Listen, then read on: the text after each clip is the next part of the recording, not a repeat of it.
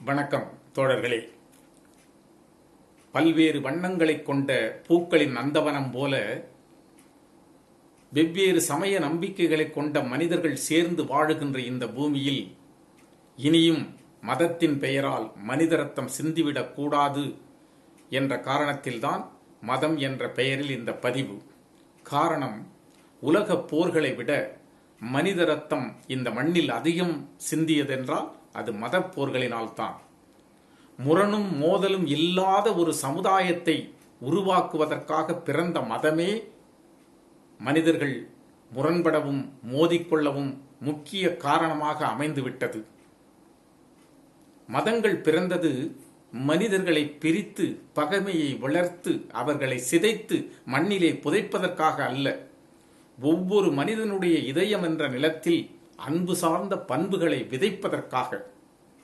எந்த மதமும் பகைமை பாராட்டு, பழிவாங்கு, அன்பை மற, அறத்தை துறை என்று போதிப்பது கிடையாது.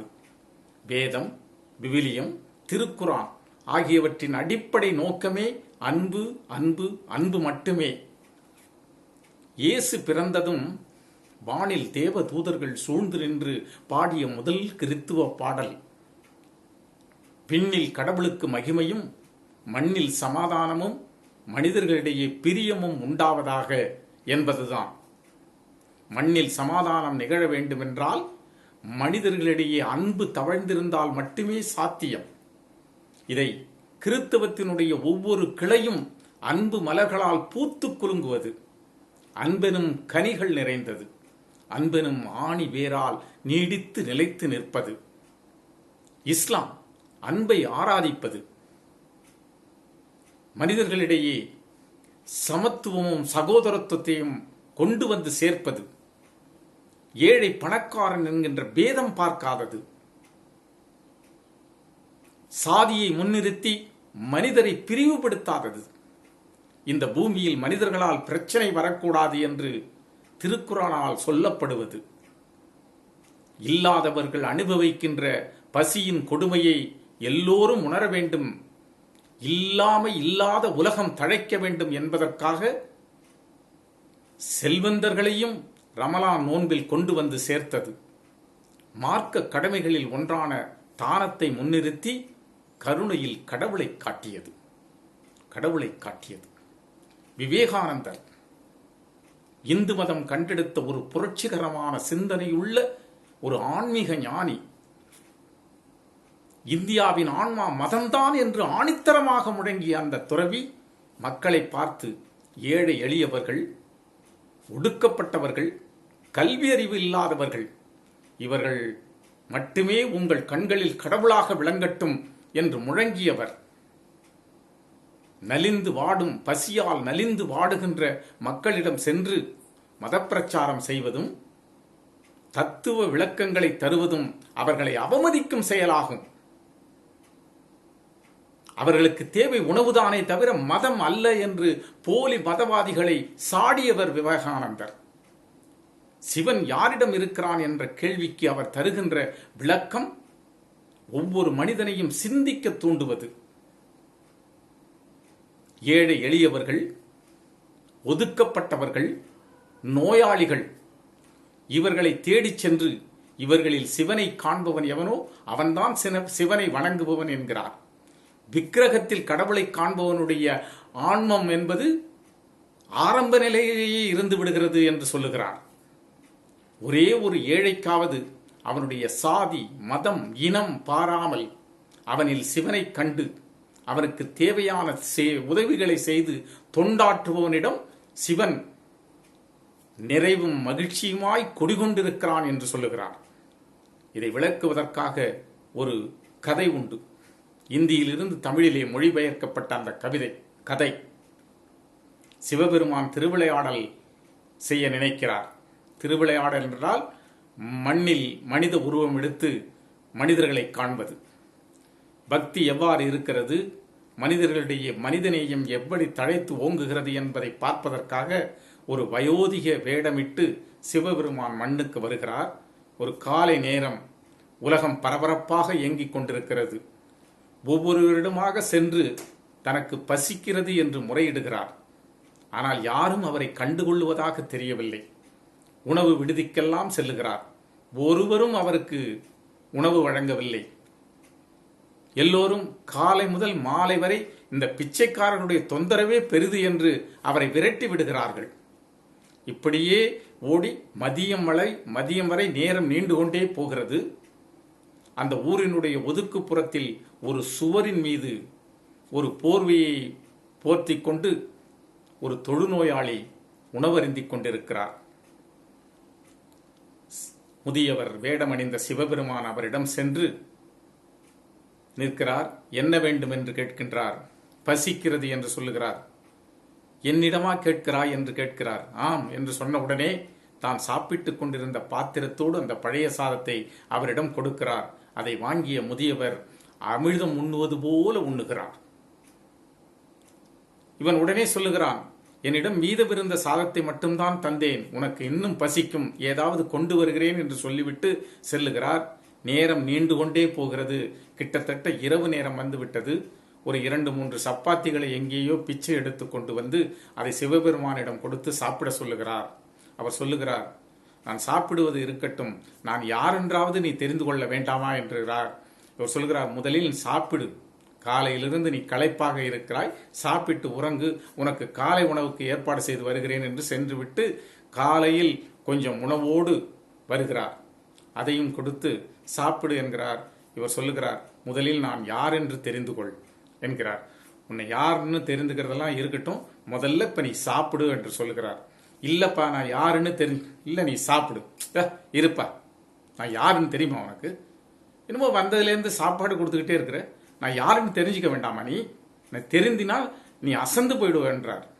உடனே இவர் சொல்லுகிறார், யார் யா நீ? சிவபெருமான் தானே நீ? சிவபெருமான் தானே யா நீ என்று கேட்கின்றார். திகைத்து போகிறார். ஏதேனும் உருவ மாறுபாடுகளோடு சரியாக வரவில்லையோ என்று தன்னையே சோதனை செய்து கொள்ளுகிறார். பின்பு கேட்கிறார், ஆம் நான் சிவபெருமான் தான். எப்படி தெரியும் உனக்கு? எப்படி தெரியுமா? இப்பொழுது தெரியவில்லையா நீ சிவபெருமான் என்று?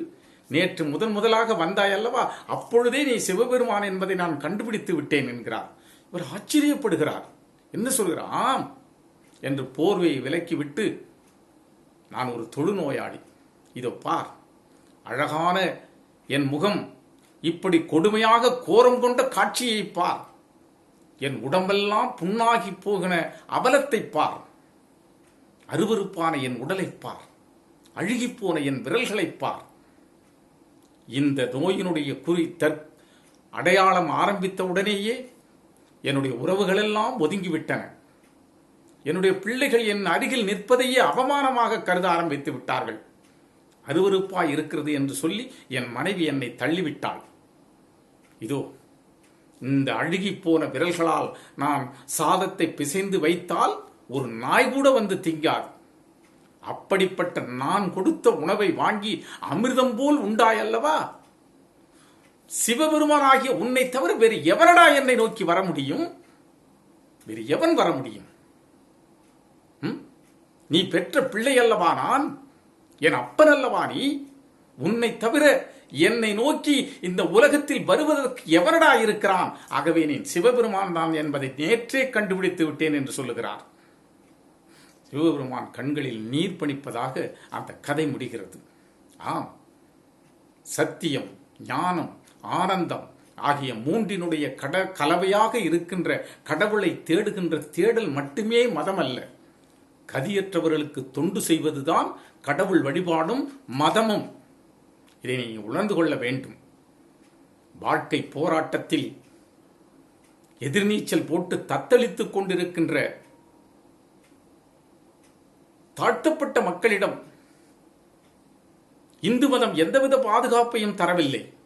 மாறாக அவர்கள் பழகுவதற்கு கூட தகுதியற்றவர்கள் என்று தள்ளி வைக்கப்படுகிறார்கள். பெருநோய் கொண்டவர்களைப் போல இந்த சமூகத்தால் புறக்கணிக்கப்படுகிறார்கள். ஒவ்வொரு கிராமத்திலும்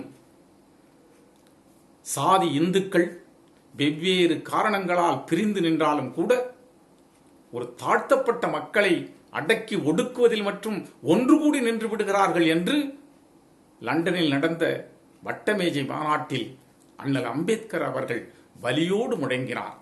அந்த முழக்கமும் அந்த சொல்லும் இன்றங்கூட பெரிய அளவிற்கு எந்த விதமான மாறுதலையும் ஏற்படுத்தாமல் அப்படியே தான் தொடர்கிறது இந்த மண்ணில். அரசியலிலிருந்து மதத்தை பிரித்துவிட வேண்டும் என்று சொன்ன பொழுது அவர்கள் மதம் என்றால் என்னவென்று தெரியாமல் முழங்குகிறார்கள் என்று தன்னுடைய சத்திய சோதனையில் மகாத்மா காந்திஜி அவர்கள் எழுதினார்கள். ஏன் மதம் உணர்வுள்ளவர்கள் அறத்திற்கு உட்பட்ட அரசியல் நடத்துவார்கள், ஆன்மீக உணர்வு உள்ளவர்களிடம் அதிகாரம் சென்று சேர்ந்தால் ஏழைகளின் பால் அன்பு கொண்டு அவர்களை முன்னேற்றுவதற்காக ஊழலற்ற ஆட்சியை நடத்துவார்கள் என்ற நம்பிக்கையில் விளந்த வார்த்தைகள் அது. ஆனால் மதவாதிகளின் அருகில் இருந்து அவர்களுடைய அருவருப்பான சுய முகத்தை பார்த்து அறிந்த பிறகு மகாத்மா சொல்லுகிறார், நான் ஒரு சர்வாதியாக இருந்தால் அரசியலையும் மதத்தையும் முதலில் பிரிப்பதுதான் என்னுடைய வேலை. அதற்காக நான் உயிரையும் கொடுக்க தயார். ஏனென்றால் மதம் என்பது நான் சுயமாக எடுக்கக்கூடிய ஒரு விஷயம், அதில் அரசுக்கு வேலை இல்லை என்று முழங்கினார். அப்படிப்பட்ட மகாத்மா தான் மதத்தின் ஒற்றுமைக்காக இந்த மண்ணிலே ரத்தம் சிந்தி சாய்ந்தார். அவர் மறைந்து கிட்டத்தட்ட 3/4 நூற்றாண்டு முடிந்த பின்னரும் கூட அடிப்படை மதவாதம் ஆக்டோபஸ் மாதிரி 1000 கரங்களில் ஆயுதங்களோடு மனித ரத்தம் தேடி இன்னும் அலைந்து கொண்டுதான் இருக்கிறது. மதம் என்பது மனிதனுடைய நலத்திற்குத்தானே தவிர மதத்தின் நலத்திற்காக மனிதர்கள் யாரும் தன்னை அழித்துக் கொள்ள வேண்டிய அவசியமில்லை. எனவே ஓ மனிதர்களே, மக்களே, ஒன்றை புரிந்து கொள்ளுங்கள். மதத்தின் பெயரால் நடக்கின்ற இந்த அராஜகங்களை நீங்கள் தவிர்த்துவிட வேண்டுமானால் மனிதம் ஒன்றுதான் மதம் என்பதை உணர்ந்து கொள்ளுங்கள். அந்த மனித நேயத்தோடு மதத்தை பின்பற்றி உங்களுடைய வாழ்க்கையை இனிமைப்படுத்துங்கள். மதத்தை திணிப்பதற்காக, சுயநலத்திற்காக, அதிகார போதையை அடைந்துவிட வேண்டும் என்பதற்காக மதத்தை தூக்கி கொண்டு மனித வடிவில் எந்த மிருகங்கள் வந்தாலும் அதை தனிமைப்படுத்துங்கள். உங்கள் வாழ்க்கையை மனித நேயத்தோடு கூடி இனிமைப்படுத்துங்கள். நன்றி, நன்றி, நன்றி.